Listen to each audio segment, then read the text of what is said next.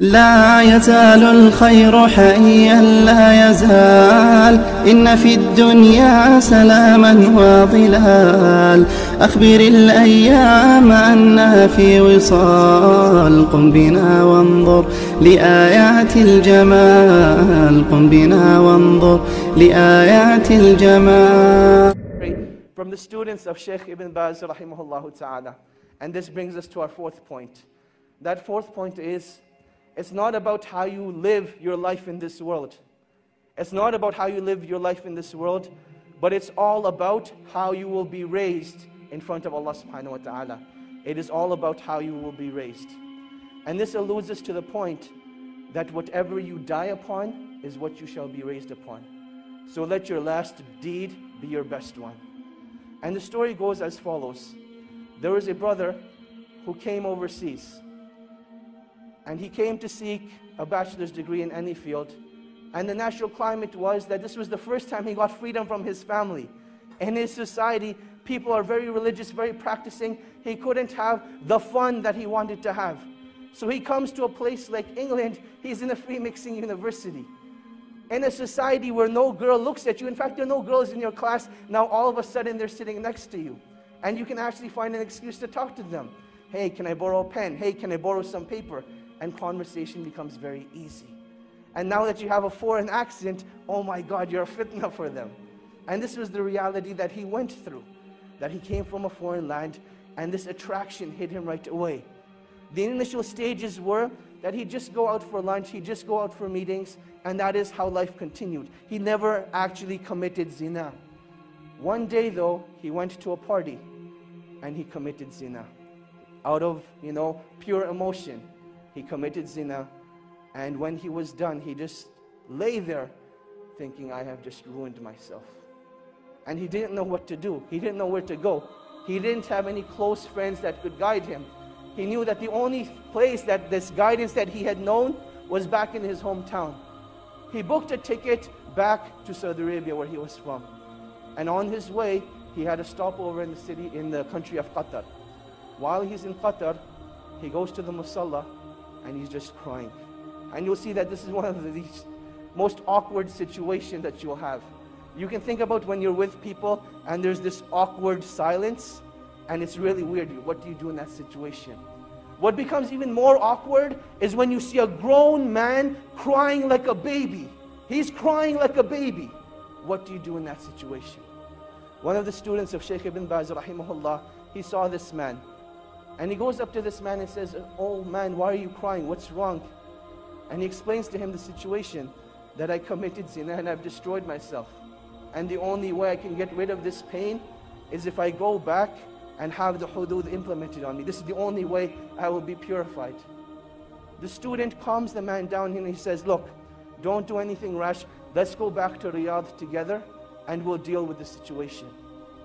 They head back to Riyadh and the man is still crying throughout the whole journey. He feels really bad for what he has done. The student says, look, we've arrived in Riyadh, go spend the night at home, I will call you in the morning. Just make sure you don't do anything. Don't do anything, just wait till I call you. The next morning, the student calls Sheikh Ibn Baz and he asks Sheikh Ibn Baz, rahimahullah, ya Sheikh, this is what happened. I met this man, he committed zina, and he feels that the only way he can be purified is if he has the hudud implemented on him. Sheikh bin Baz says, tell this man not to turn himself in, but rather the sin has been hidden from the people, continue to hide it. Rather seek forgiveness from Allah subhanahu wa ta'ala and turn yourself to the Quran. Let Allah subhanahu wa ta'ala be your guide. So this is what the Sheikh says to the student. The student calls this man up. Let's give him a name now. His name was Ahmad.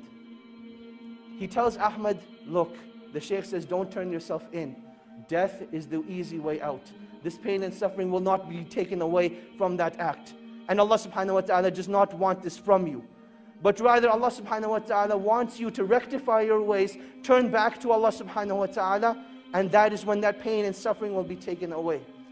That is what Ahmad decides to do. A couple of days go by, he starts reading the Quran, he starts praying in the masjid, and he says that I've never missed a single salah in the masjid since that event took place. This continues for about 2 weeks. Now this student, he disappeared from the life of Ahmad. There was no contact between him. And then one day, he notices that he has a missed call from Ahmad. He says, later on, I'll give him a call. Another couple of days go by, and Ahmad's house is calling now. His home number is showing up on the Sheikh's phone 5-6 times. The student calls the house back, and he says, Assalamu alaikum, how are you guys doing? What's going on? And they say, we need to speak to you. Ahmad needs your help.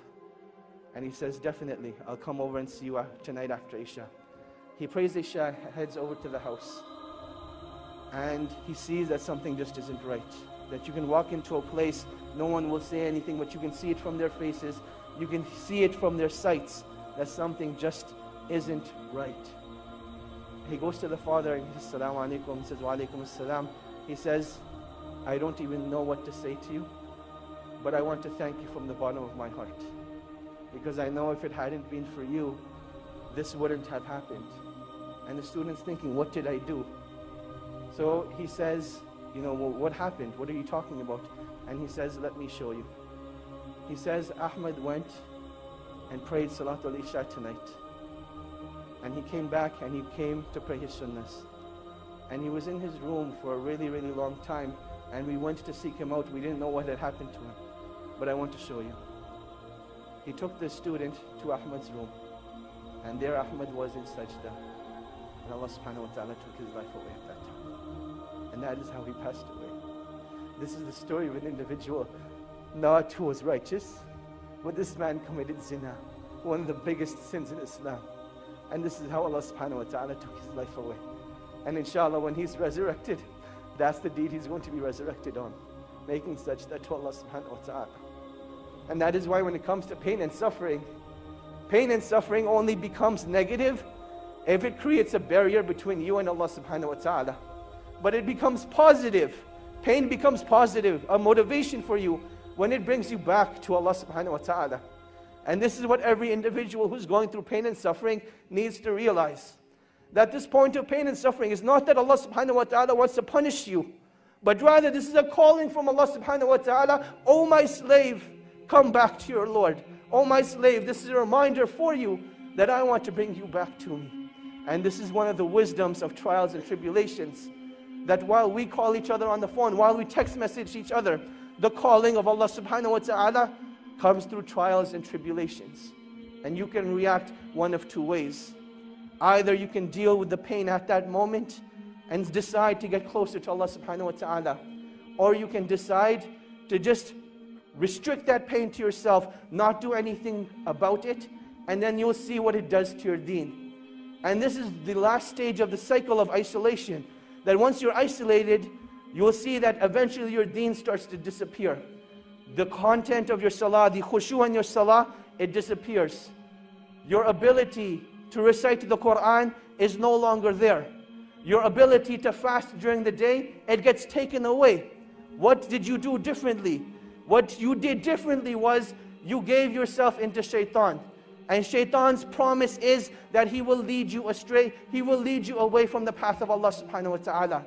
So in times of trials and tribulation, you need to seek out the believers. You need to seek out the righteous and let them be your guide and help to Allah subhanahu wa ta'ala.